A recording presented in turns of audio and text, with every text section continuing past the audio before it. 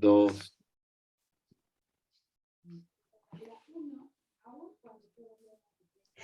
Cuali tonali.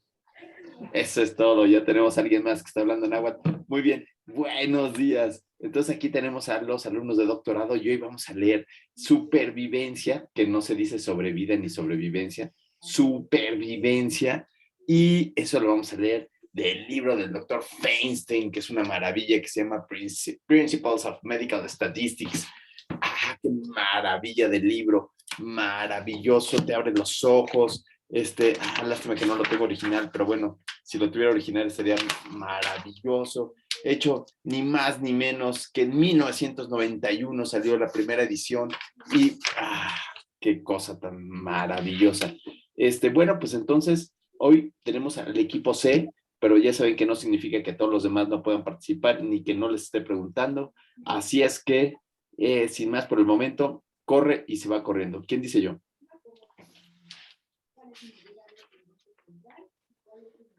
Todo tuyo, estimada Ale Contreras, Fabi, David, Islas o André Holguín. Venga, corre, se va corriendo. Bueno, como ya nos explicó Rodolfo, hoy vamos a platicar sobre supervivencia y análisis y el análisis longitudinal. Y Ale es la... Ay, no. Yo, perdón, aquí estoy. Sí, voy, Buenos es que días. ahora no lo puedo avanzar. Dame un segundo. Ale, ¿cómo está tu bebé? Bien, doctor, gracias. Una investigadora que tiene 2 bebés y que sigue aquí con todo. ¡Qué maravilla de maravillas! Claro que todavía no empieza, pero no se preocupen, a veces así pasa. Listo, Ale. Bueno, pues este capítulo discuten principalmente en el análisis de supervivencia, que lo explican ellos por 2 breves aplicaciones, que es medir la esperanza de vida y evaluar los efectos de corte en el periodo de edad de una población, que es en general. Entonces, aquí ellos comentan que cualquier forma de análisis de estos cortes se puede considerar longitudinal. Y los métodos particulares van a ser el análisis por supervivencia y también el análisis longitudinal, donde ambos van a ayudar para recopilar y analizar la información con diferentes enfoques. Entonces, en un análisis de supervivencia convencional, todos los datos de los resultados de cada persona van a contener solo un par de valores bivariados. La duración de todo este tiempo, que va a ser en serie, va a ser hasta la fecha de salida de la persona. Y el estado de salida es binario concomitante. Y esto quiere decir que puede estar vivo o muerta la persona. Y en un análisis longitudinal, los datos de los resultados básicos de cada paciente van a contener varios pares de valores bivariados para el tiempo y también el valor concomitante de cada medición. Todos estos espera. procedimientos... Sí, Ale. Todos estos procedimientos de supervivencia, como los análisis longitudinales, van a utilizar entonces datos temporales, ¿no? Que van a ser bivariados para cada corte. Pero eventualmente también decía el libro que esta relación, que es bivariada, se puede convertir en trivariada cuando una variable adicional permite comparar los resultados de 2 o más grupos de cortes. Ejemplos, por ejemplo, cuando evalúan ellos tratamientos, ¿no? El tratamiento A contra el tratamiento B, o los pacientes, por ejemplo, en cáncer, con etapas clínicas 1, 2 o 3, y de una enfermedad en particular. La que sigue, Pau, por favor. Espera. Démosle el golpe, ¿no? Vamos a darle el golpe antes de todo eso. Y vamos a empezar, como siempre, desde el número 1. Entonces, Tere, ¿qué nos podrías decir que te llegó de esto que suena sumamente complejo? Estos datos de los resultados, que si es trivariado. ¿Qué es lo que cómo te lo podrías aterrizar en términos lo más sencillo posible? ¿Cuál sería tu enseñanza de todo esto? ¿Qué fue lo que tú te llevas? Pues yo lo que me llevo es que este tipo de análisis nos permite evaluar, calcular la probabilidad de ocurrencia de algún fenómeno en distintos intervalos. Qué bonito, de acuerdísimo. Yo creo que ese es el punto. Que el punto es que vamos a hacer tablitas de 2 por 2 en distintos intervalos. Entonces, intervalo 1, intervalo 2, intervalo 3, y en cada uno de esos nos va a ir aportando una tabla de 2x2, con el cual vamos a poder hacer estas diferencias. Yadira, ¿y qué nos podrías tú decir con esto de que si la gran pregunta del millón, si estos estudios son longitudinales o son transversales? ¿Tú qué dirías de manera contundente? Yadira. Dependería como del momento, ¿no? Porque podrían ser ambos.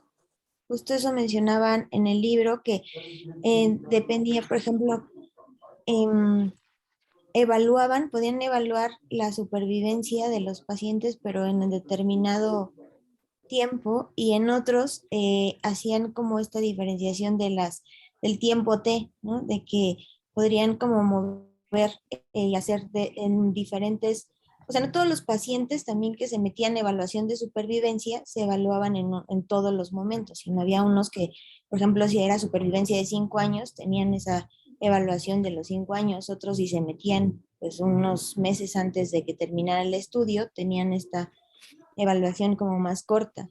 Entonces, creo que depende del tiempo en donde se integre el paciente, podría ser eh, transversal o longitudinal, ¿no?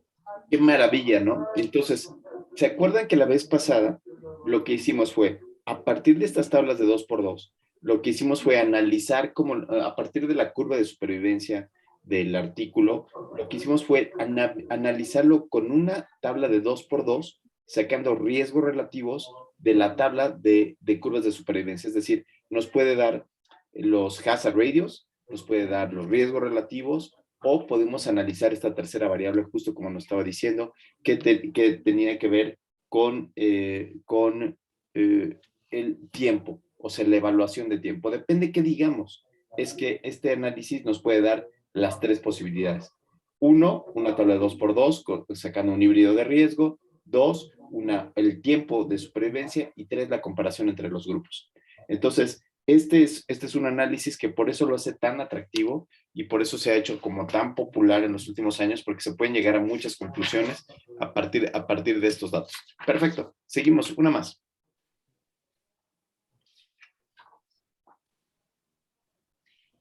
Bueno, aquí el libro comentaba que es importante hacer como un resumen de la supervivencia o construir el resumen de la supervivencia que estamos evaluando. Entonces, no solo vamos a llevar o vamos a evaluar hasta el final en el contexto de muerte a los pacientes. Todos los métodos analíticos son igual de pertinentes y aplicables para otro tipo de eventos. Ejemplo, si tenían un paciente que desarrolla alguna enfermedad en específica, una paciente que llegue incluso al término o a la finalización de un embarazo, es decir, cualquier otra enfermedad, no solo muerte. Si se conociera entonces el tiempo hasta la muerte de cada persona, entonces los resultados que quisiéramos obtener sería muy fácil poderlos resumir.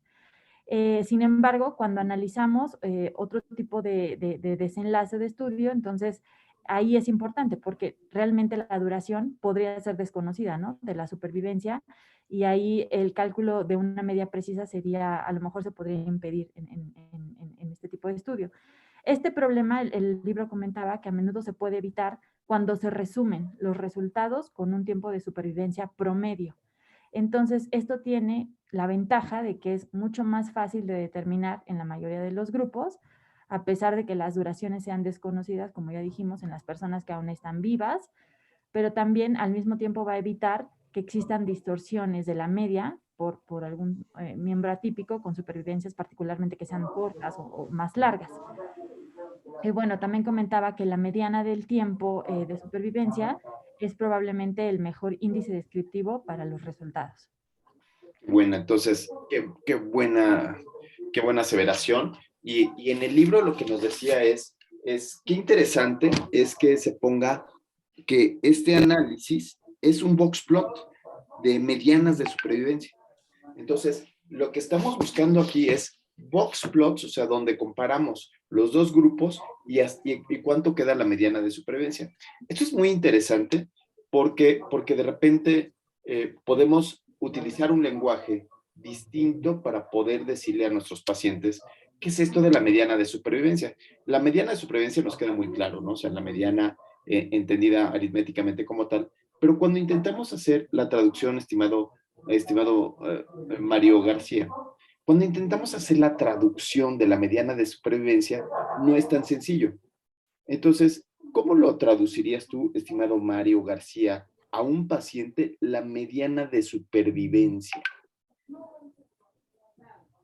Mario no está, doctor. Me dijo que le habían hablado. Benjamín Valente Acosta, ¿cómo traducirías tú la mediana de supervivencia a estos pacientes con sepsis o estos pacientes con un catéter, ¿no? Que tienen infección? Gracias, Yadira. Gracias, Yadira. ¿Cómo le traducirías tú? ¿Cuál sería tu traducción? Ay, está difícil. Está difícil. Sí.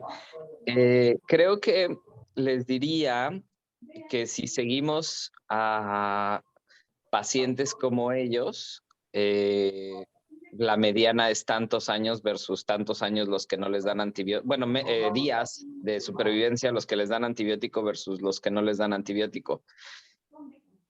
Pero Ay, no me quedó tan claro. A ver, vamos a probar con otro, Benjamín, porque no quedó clarísimo. A ver, Ariel, ¿cómo le dirías a tus pacientes? ¿Cómo traduces mediana de supervivencia a los pacientes? El promedio que van a sobrevivir con cierto tratamiento, el promedio de tiempo, ya sea años, meses, días, según lo que estemos evaluando, ¿cuánto tiempo sobrevive el promedio del grupo al que se le da el tratamiento y cuánto tiempo sobrevive el promedio del grupo al que no se le dio el mismo tratamiento? Ok. Y quitándole la palabra promedio, Lulú, quitándole la palabra el promedio, porque quizás algún paciente no. Yadira, ¿tú cómo lo dirías? Sería como el tiempo en el que se inició el diagnóstico y el final de la enfermedad o la muerte.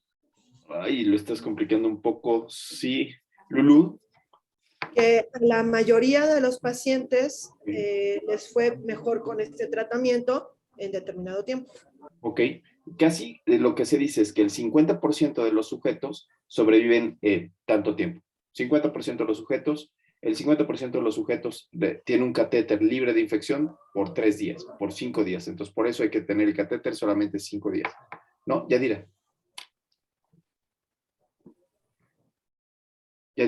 No, es que no bajé la mano, perdón. Ya. Ok.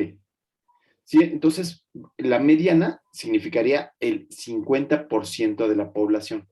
La mediana es igual al 50% de la población, que es lo mismo que decía Ariel, que es el promedio. El promedio sería, no sé si el promedio sería eso, porque si tuviera distribución normal, entonces sí, la media y la mediana serían iguales, ¿cierto, Ariel? O sea, el promedio y la mediana serían iguales. Pero estos datos no necesariamente tienen distribución normal. Estos datos no necesariamente tienen distribución normal porque son un híbrido entre tener el valor y el tiempo. ¿Se entiende? ¿Sí? Pero si le explico eso al paciente, lo voy a confundir. Si le explico. Ajá. Sí, pero bueno, también si le dices algo falso, también no lo vas a confundir. O sea, en lugar de decirle promedio, si dices el 50% de los pacientes, me parece que es un poco más acertado, no sé lo que tú piensas, y el 50% es, o también podrías decir la mitad de los pacientes responde a tanto tiempo, podría ser, no sé, Ariel. O sea, yo lo Sí, que era broma. Sí, yo claro. lo que quiero quitar es la palabra promedio, ¿no? O sea, porque promedio no es la adecuada, ¿no? Está bien difícil hablar, ¿no?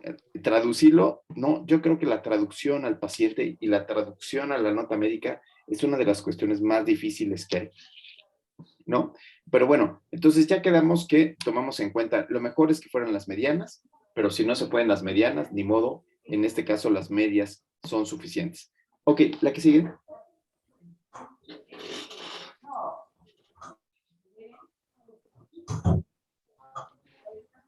Esa le ¡Wow! también. ¿Cómo, Pau? Esa le también. Ale, tú te tocó todo a ti, Ale, te dejaron toda la No, chamba. son 3 o 4 diapositivas. Ay, perdón, ya estaba hablando, pero creo que no me escuchaban. Ale, solamente tú trabajas en el equipo C, qué barbaridad. No, doctor, todos. El libro también hablaba de varios conceptos importantes. Entonces, una duración insuficiente. Pero antes de eso quisiera decir que todas las características principales de un evento deben de tener una naturaleza dicotómica, es decir, que esté presente o ausente, ¿no? Entonces, cuando en la persona no llega este evento de interés y se cuenta solo con un seguimiento parcial, a esto se le va a llamar dato censurado. Y existen varias razones para censurar un dato. Esto es, si la persona no presenta el evento del término, si la persona no presenta el evento antes de que termine el estudio. Otra razón sería, si no es posible darle el seguimiento a esta persona durante el transcurso del estudio, porque a lo mejor se pierde este seguimiento, o si la persona decide renunciar al estudio, ¿no? O se muere o simplemente desea salirse. Entonces, en este rubro de datos insuficientes, de duración insuficiente, aquí dice que la mayoría de todos los estudios, el grupo se debe de reunir por acumulación durante un periodo de tiempo, que esto es por medio de calendario, en lugar de recopilarse e ingresarse en el estudio de una sola vez en un mismo día. Entonces, ¿qué quiere decir esto? Si estamos evaluando, por ejemplo, un estudio en particular que comienza del 1 de enero del 93 y finaliza el 31 de diciembre del 99, todas las pacientes que entren desde el 1 de enero del 93 van a poder tener la posibilidad de ser seguidos durante los 5 años del estudio, hasta que termine. Pero en diferencia, si algún paciente o alguna persona entra o ingresa en julio del 97, evidentemente sabemos que el seguimiento será solo por 2 años y medio. Y aún así, si hay gente que entra el 31 de diciembre del 99, pues sabremos que también esta persona habrá sido censurada en un periodo de seguimiento solamente de 30 meses. Es decir, que en este tipo de censura terminal, el estado final de cada paciente que todavía está vivo y que está bajo esta observación, cuando finaliza el estudio podría determinarse eventualmente mucho más fácil si se pudiera extender el tiempo del calendario de estudio. Entonces, a esto es lo que hace referencia a la duración insuficiente. En este rubro de pérdidas intermedias, como ya hablábamos de que existen censuras, aquí se le llama censura intermedia. Esto crea un problema pues más importante, ¿no?, que la censura terminal, porque en la censura intermedia esto va a ocurrir cuando los pacientes son vistos por última vez o se sabe que están vivos en un tiempo específico, antes del tiempo que vamos a evaluar, pero eventualmente se pierden o abandonan el estudio o el seguimiento sin que se sepa nada de su estado. Entonces, estos pacientes intermedios que están perdidos durante el seguimiento se denominan retirados vivos a partir de la última fecha en la que se sabía que estaban vivos o tenían un seguimiento muy puntual. En el rubro de... Vamos a analizar un poquito hasta ahí, ¿no? Vamos a analizar esta parte de los datos censurados. Y entonces, lo que le quiero preguntar a Andrea Holguín es, ¿qué te parece esta maravilla de maravillas? Esta maravilla de datos censurados quiere decir que puedo meter a los pacientes en cualquier momento, o sea, no tienen que arrancar todos juntos. Entonces, ¿qué otros beneficios le ves a esta maravilla de poder tener esos datos censurados? Fuera que la duración insuficiente suena feo. Pues, o sea, tienen las ventajas de que se pueden incluir pacientes que ya tienen una mayor duración de su enfermedad, o sea, o se pueden incluir pacientes que se unieron después. Y entonces, pero además te imaginas el estudio, ¿no? El estudio, estimada Andrea, es, yo lo empiezo a hacer ahorita, o sea, a mí se me ocurrió ahorita, y tengo pacientes viejitos que pueden incorporarse. Y también se puede incorporar el paciente nuevo. Ariel, ¿cómo ves esto maravilloso que estamos platicando? No, y además podemos utilizar la información de los pacientes que no acabaron. No, si se sale un paciente a la mitad, no necesariamente tenemos que perder la información que nos otorgó su tiempo de estancia en el estudio. Es decir, ese paciente que ya no regresó a la consulta, ya te dio un tiempo al estudio, ¿no? Te regaló, digamos que 1 año, te regaló 2 años al estudio, ¿no? Entonces, puede ser que hasta los mismos pacientes que se perdieron puedan integrarse, ¿no? Entonces, ese es maravilloso, ¿no? Sin embargo, Fabi también puede tener sus asegúnes, ¿no? ¿Cuál podría ser los contras de esta de esta mezcolanza que hacemos, de este aprovechamiento de los datos? Fabi, ¿tú qué piensas que puede ser el contra? Lo que pasa ahí, el problema es quizá también el tiempo, ¿no? El tiempo en el cual se sigue a los pacientes, que a veces, o sea, lo ideal es seguir incluso a los censurados para saber cuál fue la causa, si fue, porque, por ejemplo, ¿qué tal si estamos evaluando dos fármacos, ¿no? Y un placebo contra uno para el dolor, y resulta que se le quita el dolor y el paciente ya no vuelve? Entonces, hay que tratar de seguir a los pacientes, aunque sean censurados, para saber la causa. Ahí recuerdo que hay dos tipos de censura, censura informativa y no informativa. No informativa es cuando pensamos que el paciente, si hubiera continuado en el tratamiento, hubiera tenido, si hubiera completado el estudio, hubiera tenido un desenlace similar, y esto es no informativo. Pero cuando el paciente se pierde y hubiera sido secundario a la maniobra, entonces eso sí como que se tiene que informar.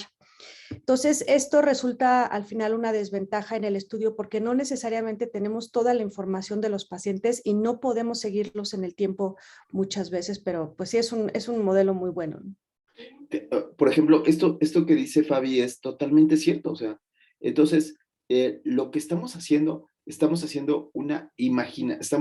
como haciendo una tendencia. O sea, las curvas de supervivencia terminan siendo una tendencia cuando tenemos demasiados censurados, ¿no? O sea, estamos pensando que estos pacientes que se fueron van a tener el mismo destino que los pacientes que se quedaron, que los pacientes que sí fueron seguidos. Entonces, este es un contra. Pero, ¿cuál podría ser otro contra, estimado Juan Francisco Molina, alias el Pano? ¿Cuál podría ser otra contra de tener demasiados censurados?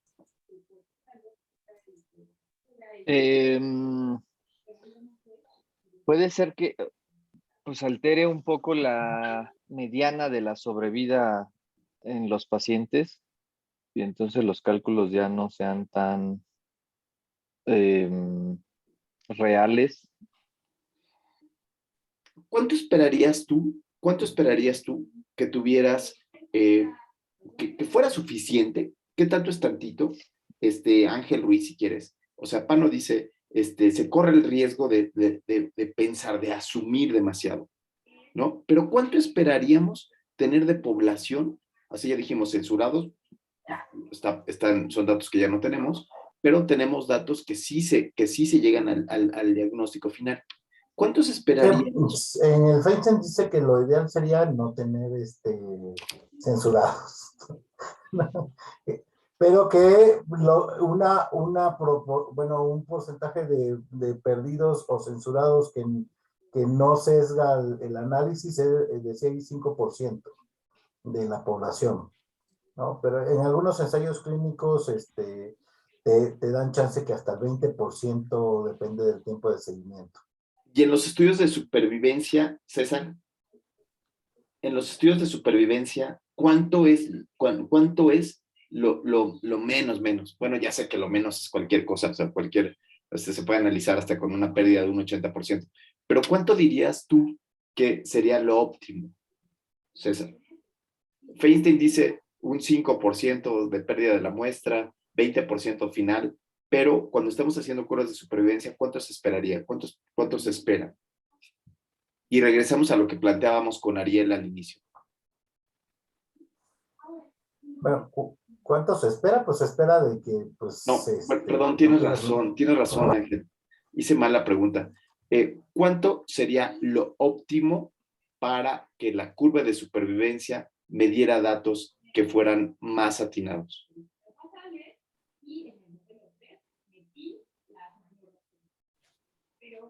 Estimada Jaime o Marco o Andrea. Bueno, lo que se espera es que llegaran al 50%, justo como lo había dicho Ariel, ¿no? Ariel había dicho el promedio.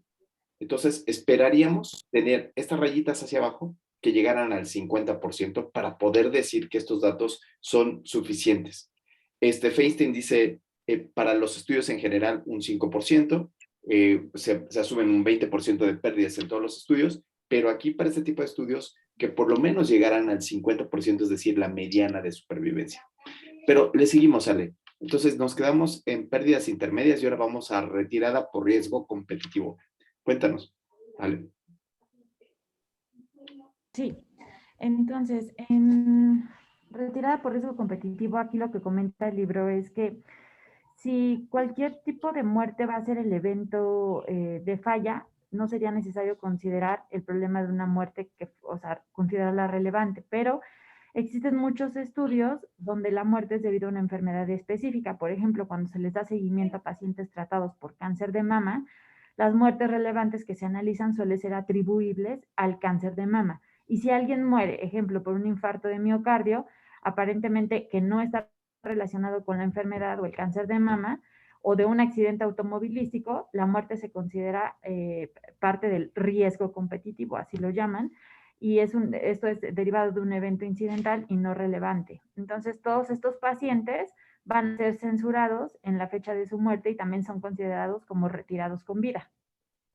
Que ese es el problema, porque son retirados con vida, y si tengo demasiados retirados con vida, lo que yo estaría haciendo es asumiendo inmortalidad. Este se llama un sesgo de inmortalidad. ¿Se entiende? O sea, si son demasiado censurados, si no llego a la mediana, entonces puedo tener esta parte que le llaman el riesgo competitivo. ¿Sí? Bien, entonces, Ale. Y la terapia alterada, que esto es un problema que se ve en muchos de los estudios o de los ensayos aleatorizados, que esto es qué hacer con los pacientes que abandonan, ¿no?, el tratamiento que se les asigna originalmente y que pueden continuarlo en un programa que esté malentendido, que incluso puedan transferirse a una terapia opuesta que sea competidora. Entonces ponían un ejemplo como un ensayo para un tratamiento médico frente a un tratamiento quirúrgico, donde algunos de los pacientes originalmente son asignados a la terapia médica y ellos pueden decidir posteriormente si se someten o no a la cirugía. O en un ensayo de algún agente farmacéutico activo frente a un placebo, donde algunos de los pacientes son asignados al fármaco activo, pueden cumplir de manera ineficaz, ¿no? Y se convierten entonces en una contraparte no tratada del grupo placebo. Entonces, hablaba el libro que esto es un problema también, el uso cuando no se autoriza los tratamientos adicionales que puedan afectar o ocultar las acciones del principal agente que se quiera asignar en cualquier estudio. Y bueno, eso sería todo. Lulu, ¿tienes la mano levantada? Sí, tengo una duda. Así como tenemos un límite de personas que vamos a perder, que es, ya nos platicaste, el 50% para las curvas de supervivencia, ¿hay algún límite o algún control para los pacientes que van entrando y saliendo constantemente del estudio? Porque eso se me hace como no controlado o que podamos llegar a muchos errores. Wow, Lulu Santos, no manches, con razón tienes una nube de humo en tu cabeza. Ahora sí, qué barbaridad. Se te prendió el foco cañoncísimo. Bravo. Un punto muy importante es que no entran ni salen, ¿eh? O sea, aquí es, en el momento que entra, puedo tener que llegue el desenlace, puedo tener que lo vea la última vez en consulta, pero que ya no se vuelva a presentar, o que se vea, o que lo vea en la consulta y todavía esté vivo, y todavía esté bien, todavía me esté dando algo de tiempo. Entonces, no se vale, en estas curvas de supervivencia, no se vale que entren y salgan. No hay manera de que entren y salgan. Si sale, sale. O sea, si perdí el seguimiento, ya lo perdí, lo asumo y le pongo censurado. Pero no puede ser que uno lo dé por censurado y después diga, ya lo encontré, y vuelva a entrar al estudio, ¿sí? O vuelva a regresar, ¿no? Como el paciente que se va, le pareció que era muy cara tu consulta y se va con el doctor Simi y después regresa. Ese es a lo cual le llaman terapia alterada. No se puede ir y luego regresar. ¿Se entiende? En el momento que se pierde, digamos que la cita le toca el 14 de febrero en algún lugar de México, en Tlalpan, ¿no? En algún lugar, ¿no? Y no llega. y no llega a la cita, ya no hay regreso, ya no se puede, ya no le podemos dar otra cita más. ¿Sí? ¿Se entiende? ¿Y algún límite de entrada al estudio? O sea, ¿Cómo si yo estoy estudiando a 1 año y yo voy viendo que me faltan 2 meses y ya perdí 80% de pacientes. Ok. En esos 2 meses que me falta de terminar mi estudio, ¿se vale que entren pacientes en esos 2 meses que faltan? Sí. Y no voy a caer en un sesgo de transferencia. No pasa nada. En ese caso no pasa nada. En ese caso lo analizas como tal, sin ningún problema. Bueno, y que hayan presentado el desenlace. O sea, que yo piense que van a presentar el desenlace, ¿no? Sí. Fabi, por Gracias. favor. En relación a esto que comenta Lulú, comentaba algo Feinstein, que uno de los requisitos es precisamente que se refiere al evento cero, ¿no? Debe haber ocurrido durante un intervalo determinado, por ejemplo, 1991 y 1996, en el cual puedan ingresarse los pacientes y puedan seguirse. ¡Wow! Estuviste como Donovan ayer en la noche, qué barbaridad. Perfecto. Aquí un punto claro es el establecimiento del tiempo cero, que creo que no hemos llegado a eso, pero seguramente vamos a llegar. Entonces, el establecimiento del tiempo cero es muy importante. ¿Cuál es el momento de inicio del tratamiento? Pensemos en quimioterapia. Entonces, si yo meto en tiempo cero a una paciente con quimioterapia que ya lleve 3 meses de quimioterapia, probablemente el tiempo de supervivencia sea distinto a aquel que acaba de empezar. ¿Se entiende? ¿Se entiende, Lulú? Entonces, por eso el determinar cuándo va a ser el tiempo cero es muy importante. Te voy a platicar un estudio que hicimos nosotros de lactancia materna. Nosotros hicimos un estudio de lactancia materna y en este estudio de lactancia materna queremos ver cuánto tiempo duraban las señoras dándole de comer a los bebés al seno materno. Y entonces lo que descubrimos es que nuestro tiempo cero estaba mal calibrado, porque había niños que les daban fórmula al inicio, o sea, que salían de los hospitales, o sea, no me lo vas a creer, Lulu. ¿En el mismo hospital? Sí, en el mismo hospital les daban fórmula. ¿Tú puedes creer eso? No, eso no sucede aquí. No, por supuesto que no sucede aquí. Eso seguramente sucede en Burkina Faso o en algún hospital donde no haya donde no se permee tanto la educación médica, ¿no? Y entonces, en este estudio de Burkina Faso, muchos niños nacían y ya le estaban dando seno, ya le estaban dando leche de vaca. Y entonces le estaban dando ya fórmula y entonces esos niños ya no los teníamos en tiempo cero. Lo que había que hacer era seleccionar solamente aquellos que tenían lactancia materna exclusiva e ir viendo cuándo iban dejando la lactancia materna. Es decir, el tiempo cero es muy importante. ¿Qué pasaba? Pasaba que la mamá le habían dado fórmula inicialmente y de repente ya llegaba al consultorio con su pediatra y entonces él le decía, oiga, mira la importancia de la lactancia materna exclusiva y empezaba a tener lactancia materna exclusiva, digamos que a los 15 días. ¿Qué es lo que tú mencionabas? ¿Sí, Lulú? Tú decías esta parte, decías, bueno, ¿qué pasa con este paciente que se perdió, que se fue al grupo de fórmula y regresa otra vez al grupo de lactancia materna exclusiva? Eso no se puede, porque el tiempo cero se mueve. Cambia el tiempo cero. Tampoco es válido que yo lo tome ese bebé, porque ese bebé ya tuvo leche de vaca. Así es, pertenece a otro grupo, ¿no? Pertenece al grupo de fórmula, no al de lactancia materna exclusiva, o pertenece al de lactancia materna mixta, pero no al de exclusiva. Lo que no se vale es que yo lo ponga en exclusiva cuando ya se había contaminado. ¿Qué es lo que está diciendo? Fabi? Sí. Fabi dice, hay que tener en cuenta qué es el tiempo cero y que no se contaminen los grupos. A lo cual, Ale, se llama terapia alterada, ¿cierto? Sí, cierto. Perfecto. Bueno, pues seguimos entonces con la diapo que sigue. Ay, no está tan fácil el análisis, ¿verdad? Buen día. Yo continúo, David. Sale, Dave. A continuación vamos a ver tres métodos utilizados para hacer estos cálculos de supervivencia.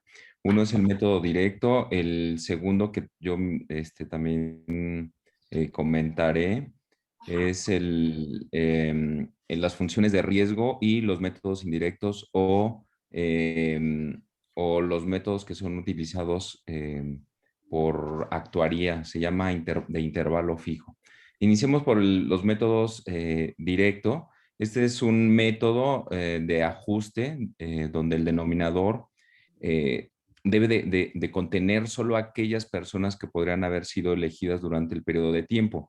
¿Qué significa esto? Que yo en la parte inferior de cuando hago un cálculo voy a tener a las personas que se están siguiendo y en el numerador son el número de pacientes o personas que se han perdido. Voy a poner un ejemplo. Un ejemplo es, por ejemplo, una paciente que se sigue durante un seguimiento determinado. Voy a poner pacientes de cáncer que se siguen durante un periodo de 1 año y medio, pero si esa paciente o esa persona murió en un periodo, voy a poner 5 meses de tiempo, sería elegible para ser contado en el primer año y medio de este intervalo, pero ya no se cuenta para el segundo año. Esto significa que ya normalmente se va midiendo de acuerdo al periodo que fue elegible y ya se deja fuera para el siguiente intervalo. Como investigadores normalmente se eligen ciertos intervalos que pueden ser de 1 año, que pueden ser de meses. A veces depende mucho de la patología en la que se está midiendo para poder así asignarlos. Por ejemplo, un paciente que tiene una expectativa de vida mucho más corta, generalmente los intervalos que son elegidos por el investigador van a ser en meses y no en años, como en algunos pacientes con enfermedades crónicas en las que estaríamos analizando. Las tasas de o en el caso de Sí. Benjamín, por ejemplo, que quiera ver la supervivencia de un catéter, sé que no sobreviven los catéteres, pero la supervivencia libre de infección de un catéter puede ser en horas, ¿no? Entonces, lo podemos hacer en horas, en días, en meses, lo que el investigador quiera. Pero fíjate, David, que aquí a Yadira ya le surgió una pregunta. Venga, Yadira, a tus órdenes. Perdón, es que, por ejemplo, en esto que decían de los pacientes que a lo mejor al inicio no cumplen, o esto de que sin querer no nos dimos cuenta que les daban fórmula, pero los evaluamos como si tuvieran seno materno. Aquí, pues según lo que yo entendí, pues esto era también relacionado a lo de análisis por intención a tratar, ¿no? Y que esto disminuía los sesgos también en este tipo de estudios, o estoy confundiéndome. ¿Sabes que yo, bueno, yo en lo personal no conozco análisis de intención a tratar en los estudios de supervivencia? No sé, David, si tú leíste algo al respecto. Yo lo desconozco. Sí, no. Andrea, por favor, ¿tú sabes algo de esto? Bueno, o Análisis sea, de intención decía, a sí, tratar. no eso, pero decía más o menos que podríamos calcular un rango de como un tipo de intervalo de confianza cuando calculamos como las pérdidas, ya sea como todos muertos en un rango y como todos vivos en otro rango, y esos son como los valores extremos, ¿no? Ah, O sea, eso lo podríamos ver en todo un capítulo que se llama Estudios de N igual a 1, donde se van incorporando pacientes para ver estos intervalos de confianza y ver qué tan seguros son los pacientes. Pero no quisiera modificar esto, David, no quisiera irme hacia otro lado, sino quisiera seguir adelante con tu presentación sobre las tasas de supervivencia, sobre los tiempos, o sea, cómo podemos nosotros ajustar el tiempo dependiendo de la enfermedad que tenemos, que puede ser incluso hasta segundos, si me permiten, o sea, podemos poner el tiempo que nosotros querramos. SPSS nos da segundos, por ejemplo, cuando hace el análisis. Sí, Dave. Sí, y realmente aquí, y como ahorita estábamos comentando, pues sí, dependerá mucho de la enfermedad, de la rapidez con que evolucione la misma enfermedad. Y, por ejemplo, habrá patologías o enfermedades que se deban de seguir a años y probablemente ya la supervivencia, por ejemplo, actualmente la supervivencia en cáncer de mama ya no se mide a 5 años como habitualmente lo hacían, ahora lo hacen a 10 o 10 años. Lo mismo en tumores germinales, también hasta la supervivencia se puede extender en un periodo un poco más largo. Entonces depende mucho de la biología y depende mucho de la característica de los pacientes. Y bueno, mencionar ahí en el mismo texto, decían que las tasas de supervivencia de un año se van a calcular solo para aquellas personas que podrán haber seguido durante al menos un año. Entonces, esto es importante y lo mismo las tasas para 2 años se van a calcular para las personas que podrían haber seguido durante este periodo de menos de 2 años y así sucesivamente se hacen los cálculos. Y bueno, vamos, sí. Espera. Esto Sí. es sumamente importante porque en estas curvas se da mucho el huachicol. Se da mucho como que el análisis a determinados años y sacar la información cuando metodológicamente no fue diseñada para eso. ¿Sí? Entonces, lo que hay que pensar es cuál fue el diseño metodológico. Si el diseño metodológico fue seguimiento a 2 años y de ahí lo que salga, lo que surja, yo puedo tener estas curvas de 2 años. Pero si lo hice así, como veo doy o cuántos pacientes sean, ahí puede haber distintas circunstancias en la interpretación de los datos, porque estos datos con datos imperfectos puede dar muchos sesgos. Nos puede dar sesgo de inmortalidad, nos puede dar sesgo de seguimiento incompleto, ¿no? Entonces, muchas de las ocasiones tenemos que abrir muy bien los ojos para poder interpretar las curvas. No está tan fácil, no es nada sencilla la interpretación de curvas, dado que tiene estas dos características. Tiene la característica del longitudinal transversal, tiene la característica del seguimiento, tiene la característica de los datos imperfectos. Tere. Es que tiene que cumplir con ciertos requisitos, ¿no? O sea, tienes que definir muy bien el origen y el inicio del seguimiento, primero, y definir bien la escala del tiempo que vas a utilizar y definir desde el principio el evento de interés y que todos los pacientes inicien en las mismas condiciones, ¿no? Totalmente. Y entonces, Tere, aquí el asunto es que tengo que leer el protocolo previamente, tengo que leer cuánto fue el seguimiento para poder entender qué significa esa curva de tiempo persona que nos están otorgando, ¿no? David, si quieres, Sí. seguimos. Sí, gracias. Paula, siguiente, por favor. Gracias. Esta es una tabla donde describe y es una forma de resumir los datos de un análisis directo para 150 pacientes que ingresan en un seguimiento de 3 años. Aquí 50 personas que fueron evaluados desde un intervalo anual. Muestra diferentes filas donde la ocurrencia anual de muertes y las pérdidas de 50 pacientes podrán haber seguido durante este periodo de 3 años. Y en la fila 2 muestran los resultados donde se evaluaron a las personas que podrán haber sido seguidas durante solo los 2 años. Y en esta tercera fila muestra 43 pacientes restantes y terminalmente censurados en un grupo del primer año, después de 3 muertos y 4 pérdidas intermedias, que era lo que, bueno, ya se habían analizado de cómo tener pues este análisis. En la siguiente tabla mostraré cómo se hace la tasa de mortalidad a un año. ¿Podremos pasar a la siguiente, Pau, por favor? Aquí, en la previa, por favor. En esta tabla, que es la misma, muestra un arreglo directo de supervivencia de las 150 personas que se analizaron.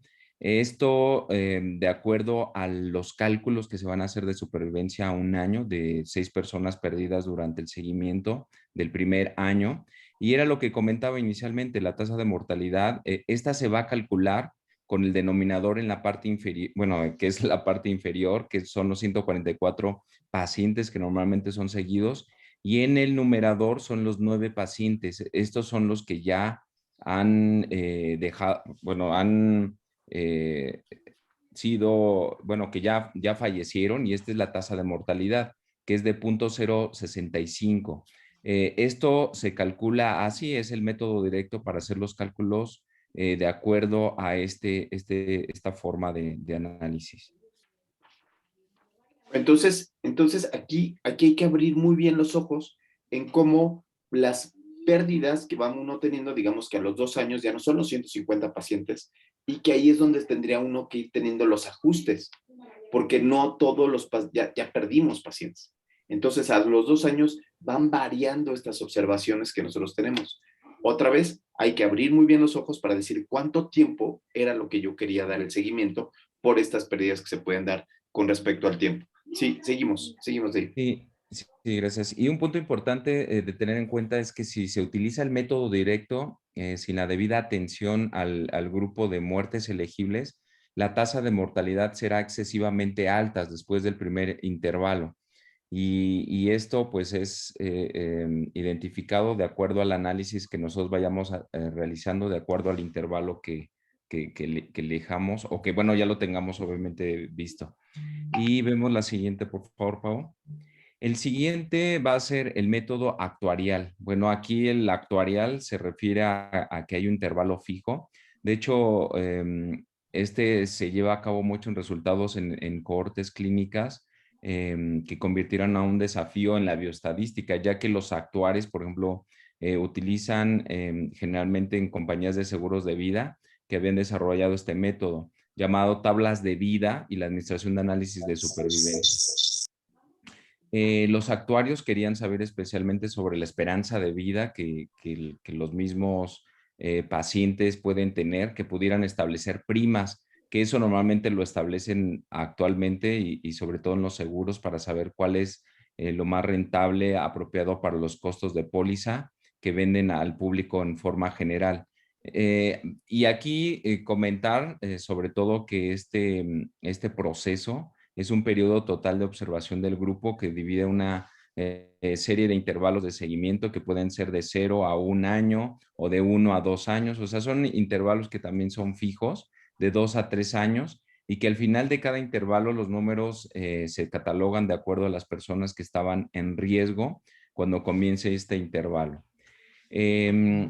Algo importante también aquí es que luego que murieron o fueron censurados durante este intervalo o estaban vivos bajo el seguimiento cuando terminó, y la tasa de mortalidad de intervalo se calcula con el número de personas que murieron divididas entre el denominador apropiado y aquellos riesgos durante el intervalo. Aquí también se utilizan ciertos cálculos y pareciera como que pues el cálculo de las pacientes que fallecen pues son como por un intervalo de supervivencia acumulada, y que al final del intervalo de supervivencia del mismo pues pareciera como que fuera un fallecimiento logarítmico, bueno, un cálculo logarítmico, podría decirlo así, por ser acumulativo y fijo. Sí, o sea, el cálculo logarítmico lo que hace es que te cambia este tiempo y persona, te lo cambia a una variable cuantitativa que puede ser dispuesta para poder hacer esta diferencia de medianas como lo habíamos visto inicialmente. Entonces, lo que haces a la hora de hacer el cálculo logarítmico es precisamente la conversión de estos números, de estos datos de cualitativo presente ausente a cuantitativo. Entonces, ese es el punto. El punto básico es que cuando hacemos el método actuarial, estamos haciendo una suposición. Entonces, es una forma hipotética de lo que va a suceder a largo plazo.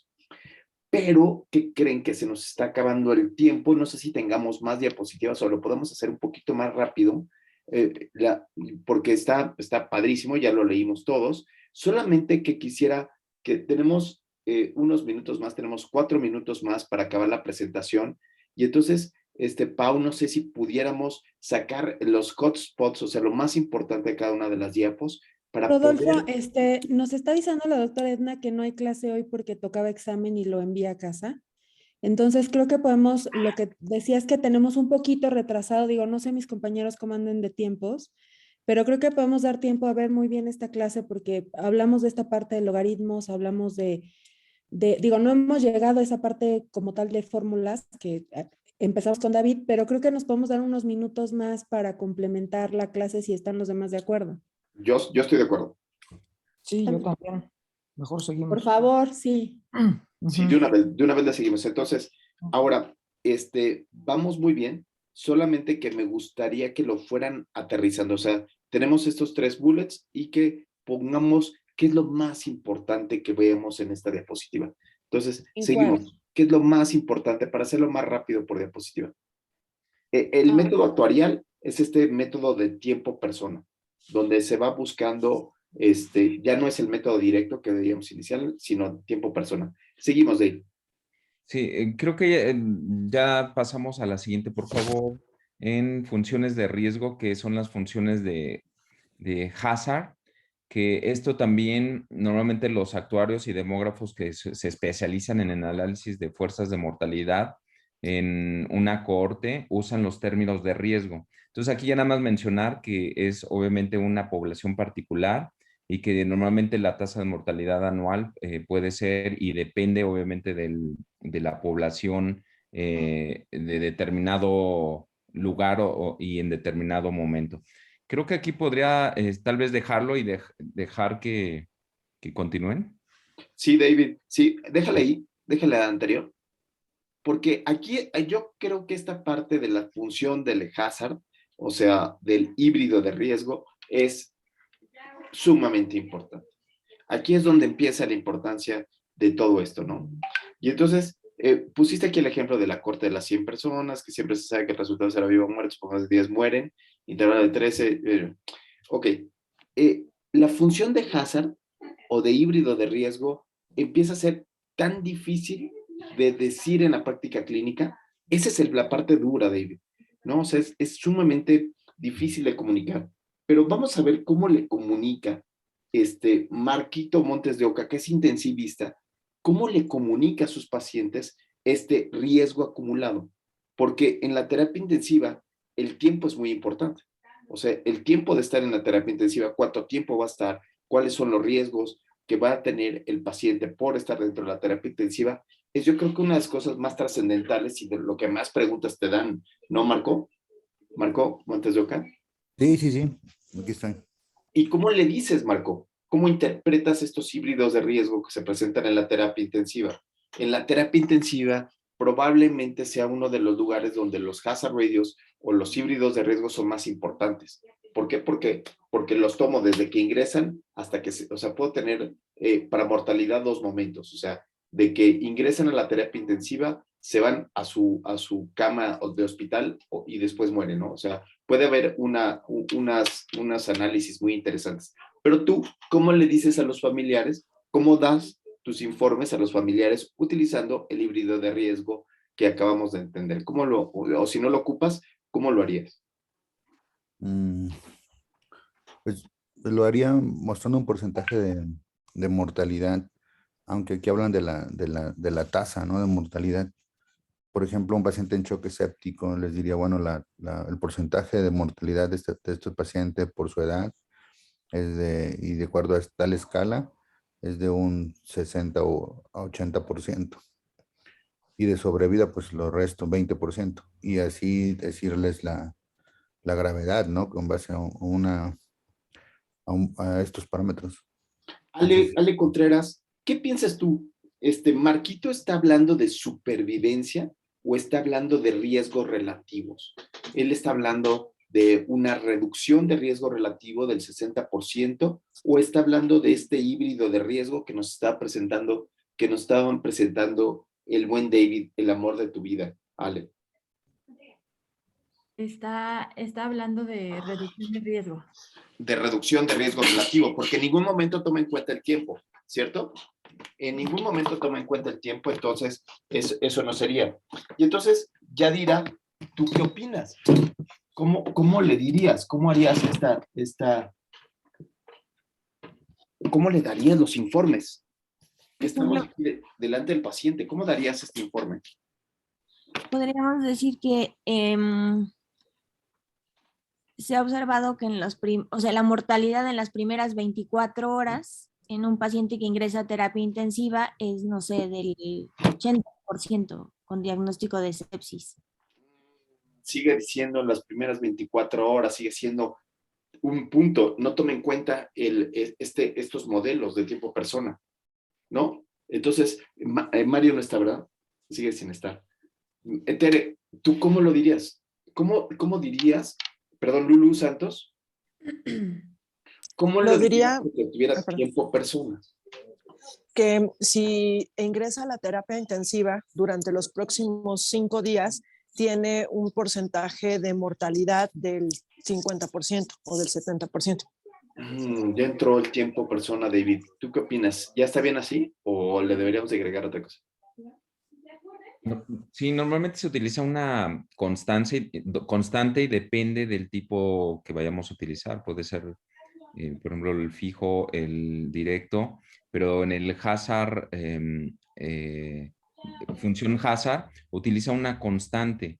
Esta constante es importante porque habla de cómo se comporta esa enfermedad en un determinado tiempo.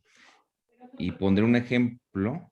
Por ejemplo, aquí hablan aquí en el artículo, en el hazard de función o función de riesgo, hablan sobre la desintegración de la radiación. Dicen que aquí, por ejemplo, es muy constante porque de tener una radiación de cierto tiempo, se va degradando esta radiación hasta determinado tiempo. Entonces llegará un momento en que ya no exista esta radiación.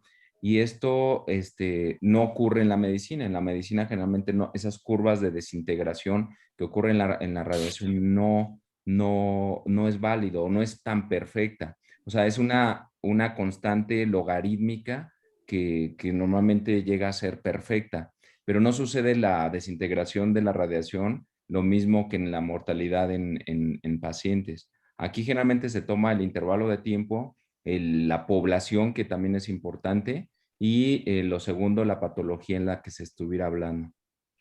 Totalmente. Entonces hay que tener mucho cuidado, muchísimo cuidado en la interpretación de estos híbridos de riesgo. ¿Por qué? Porque cada vez están permeando más a nuestra práctica clínica y puede ser que no sean tan buenos. Pero Benjamín, regresemos a esta diapositiva que está aquí enfrente. No, la anterior. Ahí está, mira.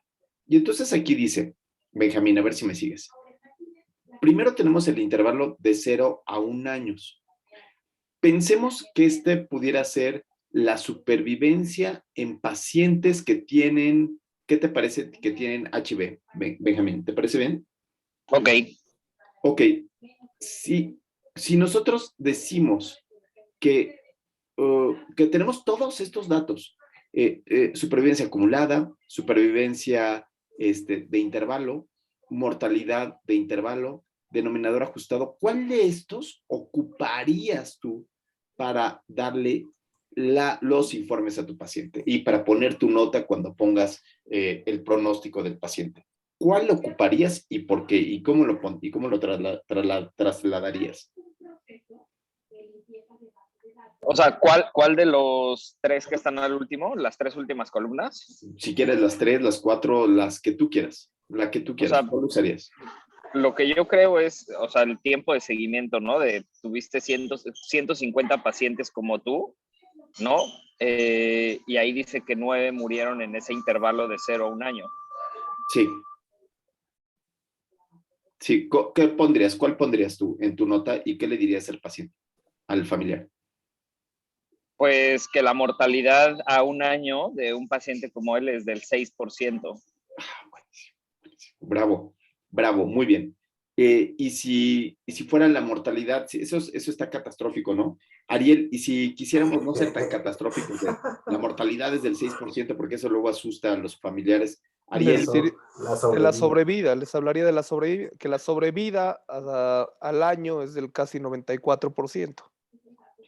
Buenísimo. Entonces, así le pondríamos en la nota, pronóstico, supervivencia a 1 año del 94%. No pondríamos pronóstico reservado a evolución, ¿no? Sino pondríamos supervivencia a 1 año del 94%. Y si lo quisiéramos hacer, Lulu, a 2 años, ¿qué le pondrías?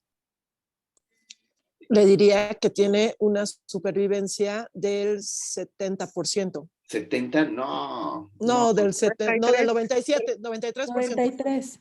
Perdón, 93. ¿Sí? De 2 a 3 años, Ceci.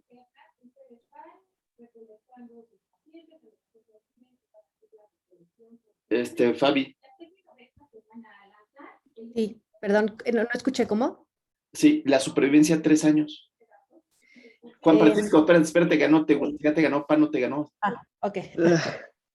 Es que creo que eso no es tan real, ¿no? Porque eso es del intervalo de entre 1 y 2 años, 2 y 3 años. Y, o sea, yo no le diría a un paciente a 2 años que tendría una supervivencia del 93%, del 94%, porque ese es nada más el intervalo de ese año. Pues yo le daría ahí ya la supervivencia acumulada, o sea, que en realidad va disminuyendo. O sea, entre los 2 y los 3 años ya es del 82%, ya no es del 94%.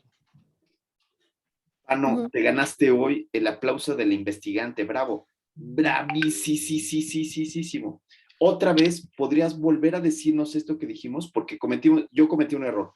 Entonces, y tú lo viste muy bien. ¿Podrías repetirlo despacio, esto? O sea, lo único es que en la tabla viene ahí el intervalo. Vamos a pensar que le vas a dar los informes a un paciente, ¿no? Le vas a dar los informes a un paciente que acabas de operar de apéndice. Y esas son las tasas de supervivencia. Y entonces, ¿qué le vas a decir? A un año, de 1 a 2 años y de 2 a 3. Venga. Entonces, ahí utilizaríamos el acumulado, que es la última columna, ¿no? Entonces, a un año sería del 93%, 94 porque eres científico, 94, no utilizas notación 94. Científica. A 2 años, sí, exacto, sí lo utilizamos. A 2 años sería del 88%. No, 87. Ok, la canción, 87%. Acuérdate de la notación científica es se baja. Ajá, sí, se baja o sube. Ajá. Y a 3 años sería del 82%, que es en realidad el acumulado, ¿no? Porque los otros son sobrevida por el intervalo de año. Pero acuérdate que estás ahorita con Marta de Baile y Marta de Baile no entiende nada de nada.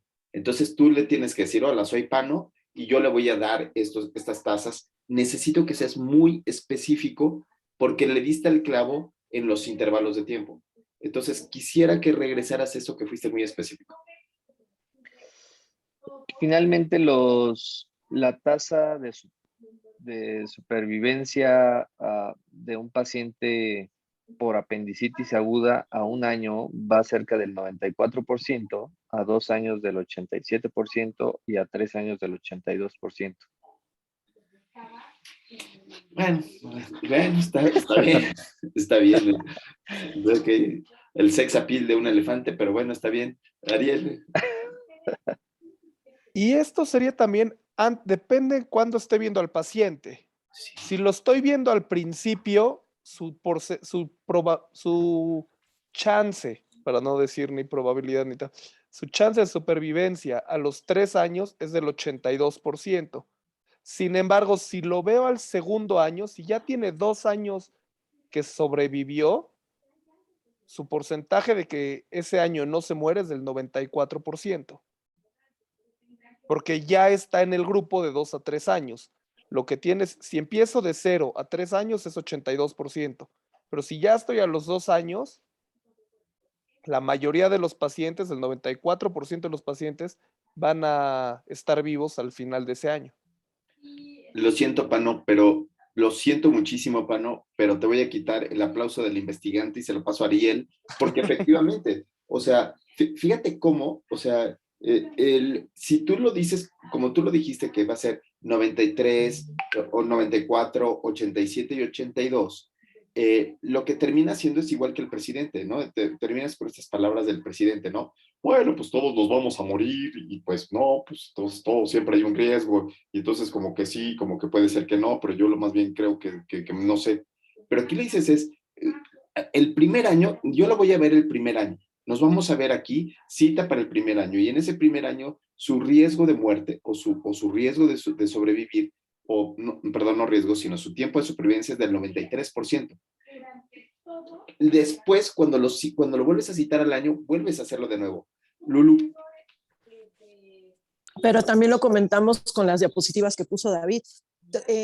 Tú estás asumiendo que tu paciente va a llegar a esa temporalidad, por eso das esa información. Ay, sí, está bueno, subes bien. Sí, sí, sí. Pero el chiste no es asustar tanto a los pacientes, ¿eh? No sé si... No. Pero o sea, si mi paciente es del apéndice y si sabes que lo vas a operar y le vas a salvar la vida, pues le vas a decir, vas a sobrevivir el 94%. Pero si el paciente tiene cáncer de metastásico, de lo que quieras, sabes que es menos la probabilidad que llegue siquiera al primer año. Sí, ok. O sea, tú ya sabes, conociendo la clínica, cuánto va a llegar tu paciente y vas a dar esa información, tomando en cuenta lo que estamos platicando, Sí, sin ser tan sí, sí. rudos. Buenísimo. Los tres son correctos, ¿eh? Lo que dijo Pano es correcto, lo que dijo Ariel es correcto. Fabi, ¿tú cómo le dices a los pacientes? Sí, a ver, es que, Rodolfo, tengo una duda. Por ejemplo, en un estudio, ¿cuál pondríamos? Por ejemplo, esto, ¿cómo lo pondrías tú en un artículo, no? Porque tan correcto es uno como el otro, pero uno está más positivo que el otro. O sea, ¿qué es lo que pondríamos? Por ejemplo, esto en un medicamento en oncología puede ser muy trascendente. Claro. ¿Sabes qué? ¿Qué es el gusto del cliente? Lo que hoy en día se pone son medianas de supervivencia o medias de supervivencia y se ponen la comparación de un medicamento contra el otro, que ese es el híbrido de riesgo. La tabla de híbrido de riesgo. Entonces te ponen el híbrido de riesgo y te ponen la mediana de supervivencia. Pero también está bonito esto. Esto es muy clínico porque es lo que tendrías que poner en la nota, ¿no? O sea, lo que sucede acá en Centro Médico, Fab, es que las notas terminan habiendo un montón de notas que dice pronóstico reservado evolución. ¿Te imaginas eso? ¿Te imaginas una nota que diga pronóstico reservado evolución? ¿Tú has visto una nota así, Fabi, en tu vida, no? Sí. Sí. En tu vida has visto pronóstico, lo que sea. Pero aquí, fíjate lo que decía Ariel. Ariel dice, el primer año tiene este pronóstico. El segundo año tiene este pronóstico y el tercer año tiene, del 2 al 3 tiene este pronóstico. Es decir, cada vez que yo veo al paciente va cambiando su pronóstico y por eso él utiliza las tablas de supervivencia. Aunque Pano también tiene razón. Pano utiliza la tasa de supervivencia acumulada para poder dar estos márgenes de supervivencia, en donde se dice que, bueno, se van a ir muriendo con el paso del tiempo, ¿no? Entonces, ese es como las partes difíciles de decidir qué voy a decir a quién, qué palabras voy a escoger, qué palabras son las que voy a... lo peor que nos puede pasar es que nosotros menospreciemos a nuestro paciente y le terminamos diciendo, ay, no, le va a ir muy bien, ¿eh? No, usted ni se preocupe. No, hombre, no, casi nadie se muere, ¿no? Sino que podamos ser mucho más precisos. Yo no sé si esto de la precisión les haga un poco de ruido, Pau, o te parezca que no vale la pena, mejor no estudiamos el doctorado y les decimos, le va a ir bien, señora, usted tranquila, o que le digas, Pau, esto que le dicen acá los cirujanos, en estas manos le va a ir muy bien, miren, son manos divinas, ¿no? ¿Qué piensas tú si esto mejora la comunicación en los pacientes o no? Mejora la comunicación porque también les das de alguna forma un pronóstico, bueno, no sé si pronóstico, pero saber qué esperar en el tiempo. Igual si estamos hablando de cáncer y le dices que la sobrevivencia es a un año. Supervivencia son 3 meses, o sea, bueno, a lo mejor el paciente se quiere ir de viaje a seguir trabajando, ¿no? Entonces, pienso que es una información relevante e importante que se le debe dar al paciente. Yo también creo lo mismo, Fab. No sé cuál sea la mejor. Yo creo que la mejor es la que tu lectura, Fab. No sé cómo veas, Fabi. O sea, o Ángel, tú ayúdanos, tú como psiquiatra, ¿cuál podría ser lo mejor desde tu punto de vista de hablarles de mortalidad, hablarles de supervivencia, para cáncer yo les hablaría de sobrevivir. Supervivencia, sí. Sí, de supervivencia, sí. Sí mismo. Sí, yo también. No un optimismo rampante, pero como decía Pau inicialmente, o sea, un optimismo basado en posibilidades. Ángel, fíjate que con esto del COVID-19, escribimos un artículo y en el artículo decíamos que la mortalidad era muy baja, que la mortalidad era de 1 en 1.000.000. Tú asesoraste entonces al presidente para decir que era el 2.9% para los niños. A López Gatell, que dijo la semana pasada que no importaba mucho, que se iban a morir nada más el 2. 2% de los niños de ese rango de edad. O sea, está bien, pero ¿quién va a poner esos niños? Sí, exactamente, eso fue lo que pasó. O sea, cuando se habla que la mortalidad es muy baja, a nadie le gustó ese dicho, cuando tendría que haber dicho que la supervivencia es del 99.9. O sea, es la misma moneda, Fab, es la misma moneda, Ángel, pero vean cómo cuando dijimos la mortalidad es muy baja de 1 en 1.000.000 y se mueren más de otras cosas, ucha, cayó, pero sí, así cayó el Twitter encima de todos, ¿no? Pero si se hubiera dicho supervivencia, el 99% hubiera cambiado. ¿Qué piensan al respecto? Es la misma moneda, ¿eh? Es la misma moneda. Pues depende de qué hables, ¿no? O sea, si estás hablando de cáncer o si estás hablando de influenza. Pues es que puedes estamos cambiar la hablando de moneda. niños. Ok. Entonces hay que modular dependiendo muy bien. ¿Sí, Dave? Es que también creo que va a ser utilizado de acuerdo a cómo se vaya a expresar, por ejemplo, en políticas públicas. Para ellos, pues el beneficio es utilitario. O sea, para ellos, si una supervivencia es 1 en 1.000.000, pues generalmente no van a utilizar ese medicamento, no van a hacer algo para corregirlo. Sin embargo, si es utilizado para un hospital o quien se dedica a eso, pues tiene que tomar otros factores en cuenta para decidir si realmente se utiliza o no se utiliza, en este caso, la vacuna, el medicamento, pero creo que para políticas públicas no es adecuado. Entonces, wow, hay que seleccionar muy bien cuál de las 3 columnas, que las 3 son correctas, ¿cierto? Las 3 columnas son correctas, Lulu. Mortalidad, supervivencia y muertes acumuladas, supervivencia acumulada. Las 3 son correctas, pero hay que ver cuál utilizamos y en qué momento, Lulu. Sí, en ese mismo artículo se hubiera dicho la supervivencia es del 97%, hubieran dicho sí vale la pena usar cubrebocas, lavarse los rangos. Ha sido atractivo para el mundo político de meter medidas que sí apoyen a que no le den COVID a los niños, sí, en el contexto de supervivencia. Está buenísimo. Entonces, qué buena discusión nos echamos. ¿Tenemos más diapositivas? Sí. Sí, venga. Creo que sigue Fabi, ¿cierto? Sí, pero es una más adelante. Creo que 2 más. O 2, sí. Ahí. Ay, no sé, a ver, otra. Es que no se ve el texto. No se ve el texto. Ahorita la mando, voy, espera. No te preocupes. Bueno, es que esta diapositiva era importante porque, bueno, son los doctores Kaplan y Meyer, ¿no? Quien se dan cuenta que los ajustes directos, ¿cómo se llama? Los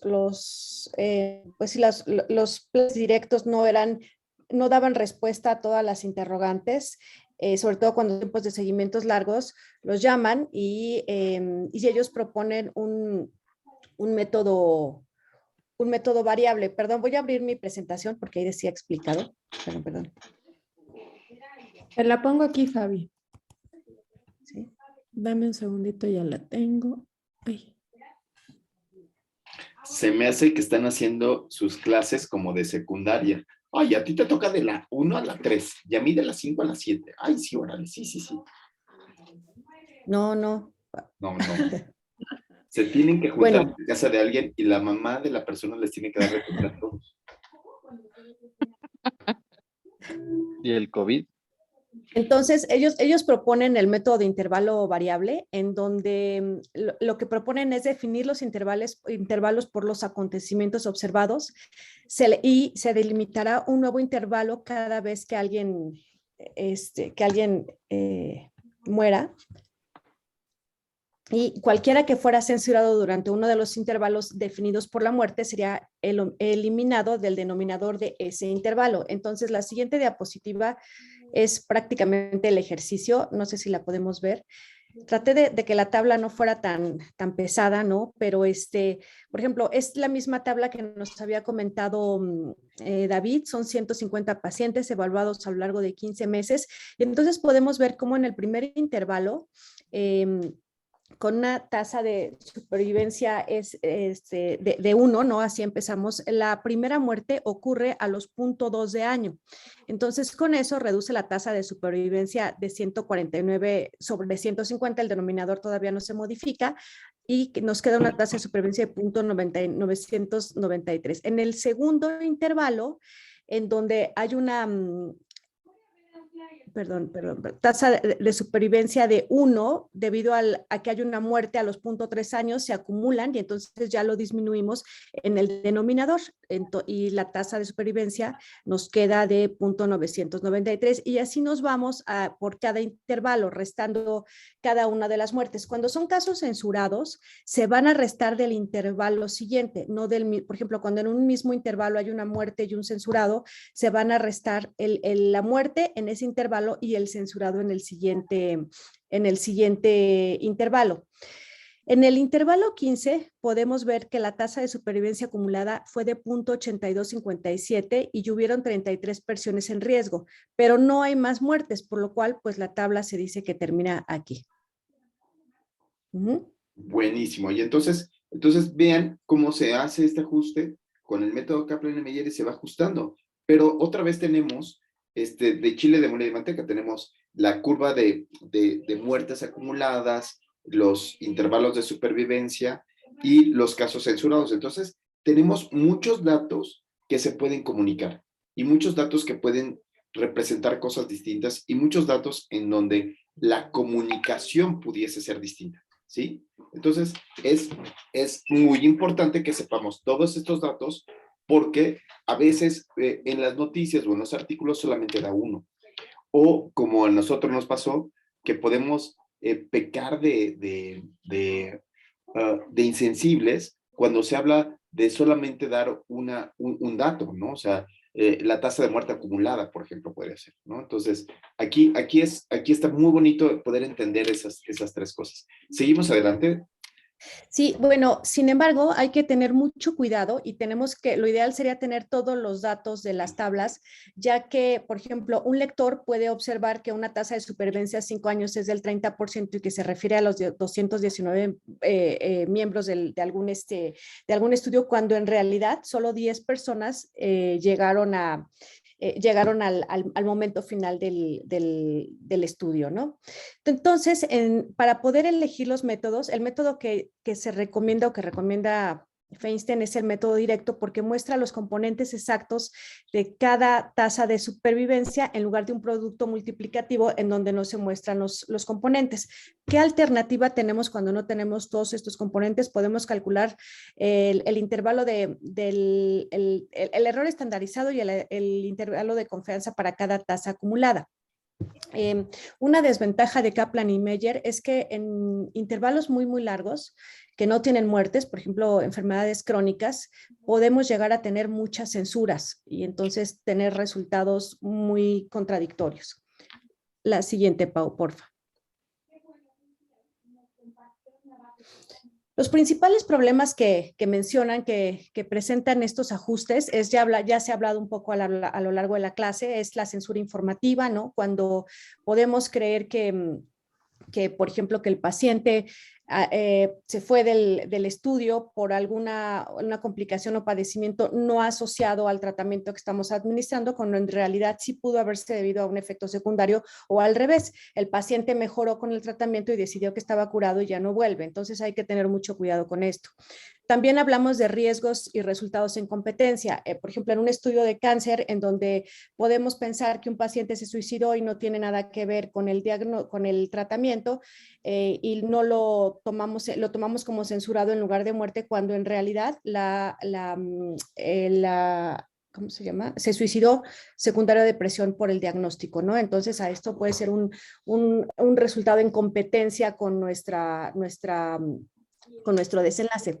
Y la censura a la izquierda, que lo que ellos proponen es que siempre tengamos un tiempo cero, fecha de la primera terapia, y un intervalo determinado para evitar problemas en el ingreso y desenlace de los pacientes.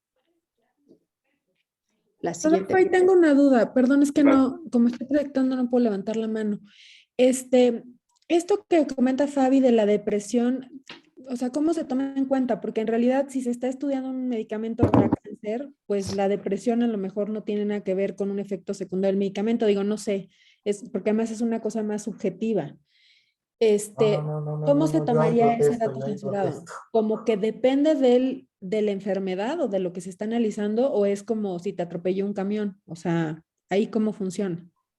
Sí, Ángel, adelante. Sí, bueno, Fabi me puede corregir mejor, pero ya hay, en cáncer ya hay una función, bueno, una variable ya considerada que es distrés oncológico, que siempre se debe de considerar ya Ok, como parte del cáncer.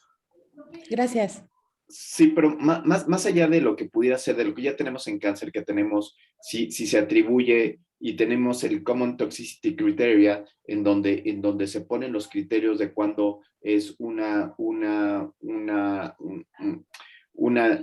está asociado al medicamento, que es grado 1, grado 2, es Severity Adverse Events. Independientemente de eso, lo que está diciendo Pau, o lo que creo que es la pregunta, Pau, es que ¿cuándo yo puedo atribuirle algo a un medicamento? ¿Cuándo la muerte puede ser atribuible a ello? Cuando hicieron el estudio de antihistamínicos, lo que se encontró es que los antihistamínicos funcionaban muy bien y no tenía eventos adversos. Sin embargo, uno de los eventos adversos que se presentaban eran accidentes automovilísticos, pero se sacaron del estudio inicial los accidentes automovilísticos porque dijeron, ¿qué tiene que ver algo? O sea, yo estaba viendo en qué momento se le cortaba la gripa, ¿no? Yo estaba viendo si dejaba de estornudar, si tenía menos tos, ¿no? Y no importaba ninguno, y los eventos adversos eran rash cutáneo, alteraciones hepáticas, alteraciones renales, etcétera, etcétera. Y cuando abren y analizan esos datos de mortalidad, se descubre que efectivamente que lo que provocaba era somnolencia. Y entonces, si tenía somnolencia, luego entonces podría provocar accidentes automovilísticos. Entonces, lo que se hace es que se tiene que atribuir todo de mortalidad, todo se atribuye en algo que le llaman el overall. En el overall, tú metes todos los datos y después vas haciendo los análisis y lo vas quitando. Pero el primer dato tiene que ser que se llama overall. ¿Sí? Ok, gracias. Sí. Sale, sí, está buenísimo esto. Hay que darle el golpe, pero ojalá lo hayan estudiado muchísimo porque está bien difícil. Seguimos adelante. Sí, justo lo que mencionaba Rodolfo es que bueno, hay muchos investigadores que lo que hacen para evitar este sesgo de muerte y esta falta de investigar, o sea, a veces no saber en el certificado de defunción cuál fue la causa real, por ejemplo, del suicidio, obviamente, es incluirlos a todos en el overall, en la muerte, ¿no? Total en la corte. Así es. Y después ya vas por partes, ¿no? Después ya vas por las muertes atribuibles, vas por el tamaño del tumor, vas viendo cómo funcionan cada una de las cosas, ¿no? Entonces, aprendimos un montón, solo que lo que no aprendimos es que es un HR, que es un híbrido de riesgo. Sobre todo, ¿cómo lo diríamos? Tenemos ahí otra, tenemos un as debajo de la manga. Sí. Que justo ya empezamos a hablar de toda esta parte de fórmulas y de los híbridos. Creo que sigue Andrea, ¿no? Sí. Bueno, también otra cosa que hay que considerar, aparte de, o sea, esto de si es suicidio por lo que estamos haciendo o no, o la maniobra, en los resultados competitivos puede ser un desenlace jerárquico. O sea, ponían el ejemplo de cuando alguien tiene un EBC o se muere por alguna causa, pero, o sea, el EBC no va a eliminar la posibilidad de muerte, porque la muerte sí elimina la posibilidad de un EBC. Entonces, que a veces es difícil determinar jerárquicamente cuál es el más relevante o si se tiene más de un resultado esperado. Y bueno, también habla de cómo comparar las curvas de supervivencia, que no hay un método establecido que se use. Habla que se ha intentado comparar el área bajo la curva, pero que sí pueden tener una forma muy diferente, pero la misma área en total es difícil compararlas, ¿no? Entonces, básicamente, las curvas de supervivencia son difíciles de analizar. también sobre todo, o bueno, de comparar sobre todo si en la mitad del estudio, o sea, no hay muchas muertes. Dice que entre el periodo del 30 y 70, o sea, las percentilas, no hay muchas muertes, no son muy comparativas estas tasas, estas curvas de mortalidad. ¿Me pasas la siguiente? Bueno, espera, Andrea. Espera. Ah. Acuérdense que el libro está viejito. Acuérdense que esta literatura que tenemos es del 2001, de apenas de principios de siglo, ¿no? Sí, ahora hay nuevos métodos, ¿no? Ya pasaron 20 años, ¿no? Llevamos 20 años. ¿Ustedes se acuerdan qué estaban haciendo cuando tenían 20 años? Uy, ¿no? Ya eran unas personas maduras, ¿no? Ya estaban en la facultad, etcétera, etcétera. Entonces, este libro de hace 20 años mencionaba esto, de cómo poder hacer este análisis. Hoy en día está estipulado que los análisis se hacen, uno, por long rank test, ¿no? Utilizando los logaritmos entre uno y otro grado, entre uno y otro tipo, y dos, ya se utilizan los riesgos proporcionales de Cox. Entonces, en los riesgos proporcionales de Cox, elevando el logaritmo del residual, nos da el HR. Entonces ya tenemos muchas otras más visiones. Entonces, vean ustedes cómo hemos avanzado muchísimo, Benjamín, del 2001 a ahorita. Adelante, Benjamín. Esos riesgos proporcionales de Cox es lo que viene en el artículo, ¿no? Porque sacan ajustado por varias variables. Así es, totalmente. Esos riesgos proporcionales de Cox es el modelo multivariado de las curvas de supervivencia. ¿Me pasas la siguiente, Pau?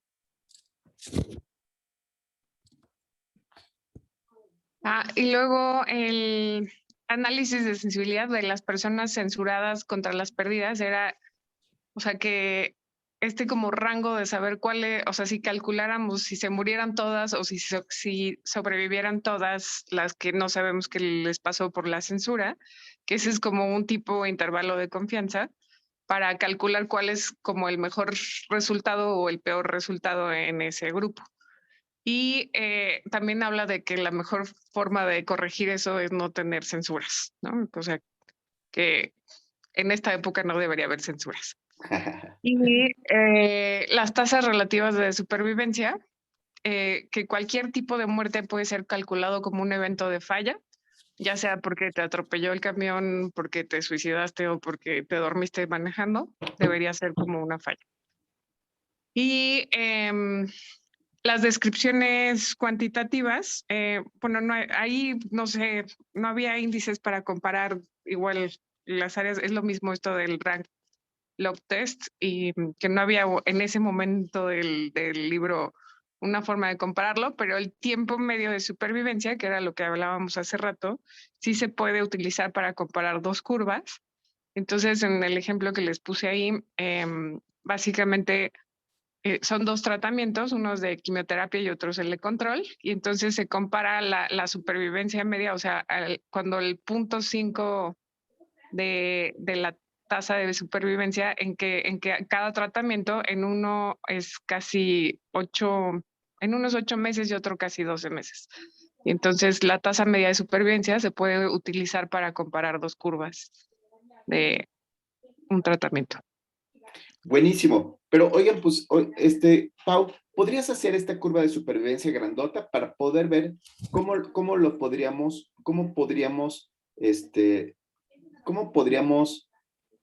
decirle a nuestro paciente? Porque acuérdense que lo que queremos aquí es hablar con nuestros pacientes. Queremos que este conocimiento nos sirva para nuestra práctica clínica, para ponerlo en la nota y para hablar con el paciente. Entonces, primero quiero saber qué le dirían a este paciente con esta curva de supervivencia, así como está puesta.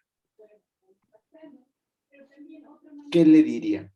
Quimioterapia contra control. ¿Qué le dirían? ¿Cuál sería, David? Venga, estás frente a un paciente, tiene preparatoria, ella tiene preparatoria, el esposo tiene carrera universitaria, ¿no? ¿Qué le dirías a este paciente del ABC en este caso? Aquí sería mi recomendación a base de la quimioterapia. Yo le diría, la quimioterapia puede mejorar su supervivencia hasta 3 meses más que si no le damos la quimioterapia. O sea, si estoy comparando contra nada, contra besos y abrazos, que era alguno de los métodos de comparación. Él dice, entonces tú dirías 3 meses, esto le voy a dar 3 meses más de vida. María Teresa, ¿qué opinas tú? ¿Tú estás de acuerdo con esto que dice David? ¿O utilizarías otras palabras? Pues en parte sí, bueno, son 4, ¿no? Pero en parte sí, pues sí, porque es una comparativa de no hacer nada a darle a un tratamiento. Lo que pasa es que a lo mejor al paciente, pues 4 meses de sobrevida a tener todas las Supervivencia.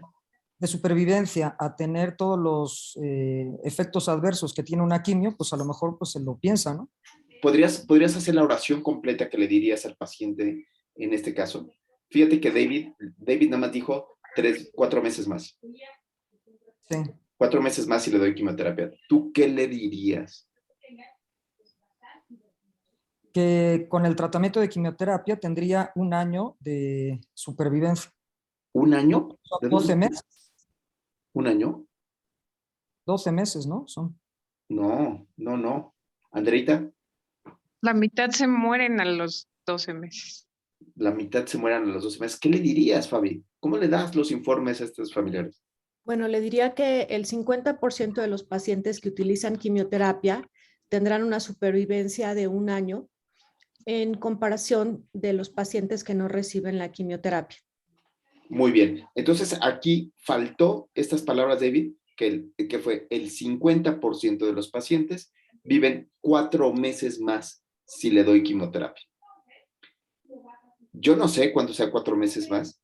Yo también estoy en esto que decía Maritere, que significan estos 4 meses más. ¿Significa 4 meses más bien vividos o 4 meses más donde estoy en la quimio? No manches, tener que poner quimioterapia y ahí me voy a la película ¿cómo se llama esta película? De WIT, ¿no? En donde, híjole, son 4 meses de vomitar. Yo no sé si esto es importante o no es importante, pero sí lo que habría que decir es que el 50% de la población va a vivir 4 meses más. Aunque a los 24 meses todo el mundo se muere igual, ¿no? O sea, a los 2 años todos se mueren igual. Pau, no sé si tú quieras decirle, ¿cómo le dirías tú a estos pacientes? Ay. Perdón, es que no podía poner el micrófono y moví aquí. Deme un segundo. Sí.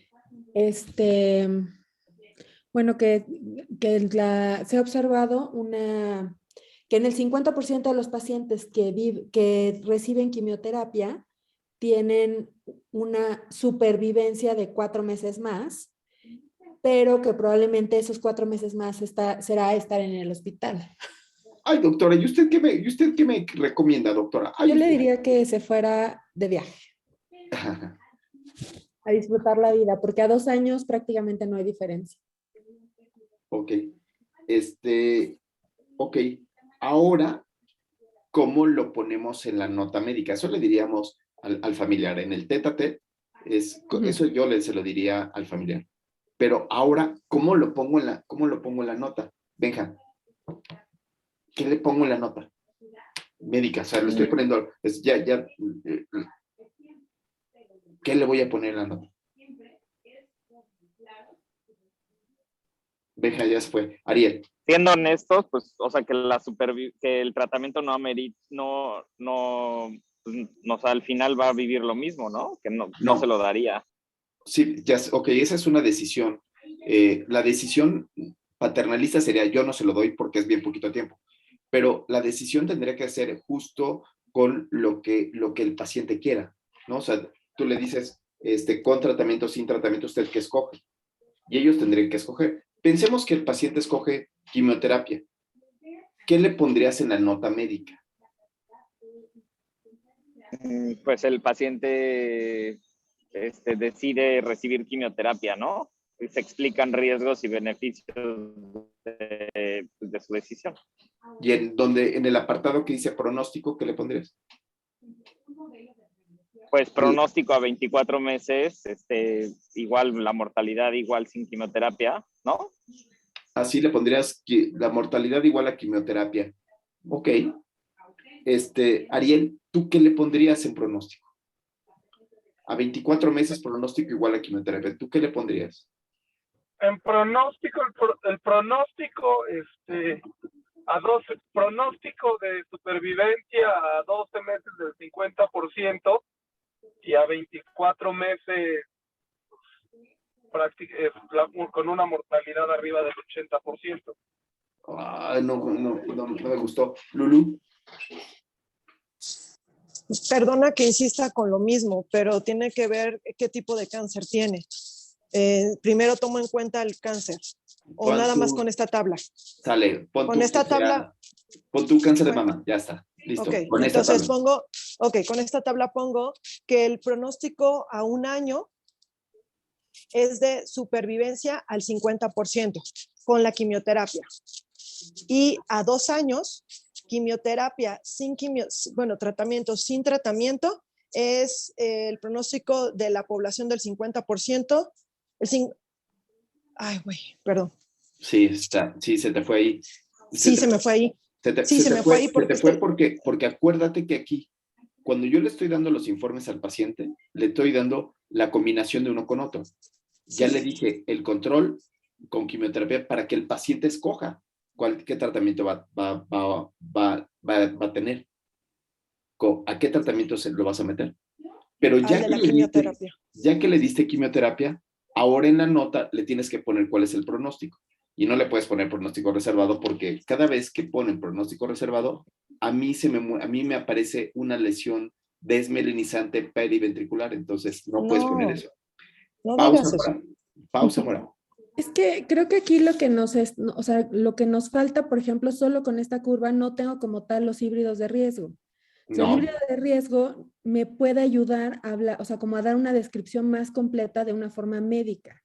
Y justo lo que veo en esta tabla es lo que nos estás diciendo. Tengo las dos opciones y de esas dos opciones es lo que yo le voy a plantear al paciente para que tome una decisión informada, que es lo que más le convenga a ese paciente. Eso ya lo hicimos.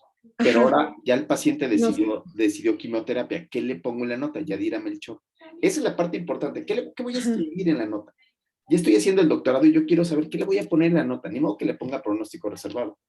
Si le ponen pronóstico reservado, me salen lesiones desmielinizantes periventriculares. Entonces, no hagan eso. Yadira.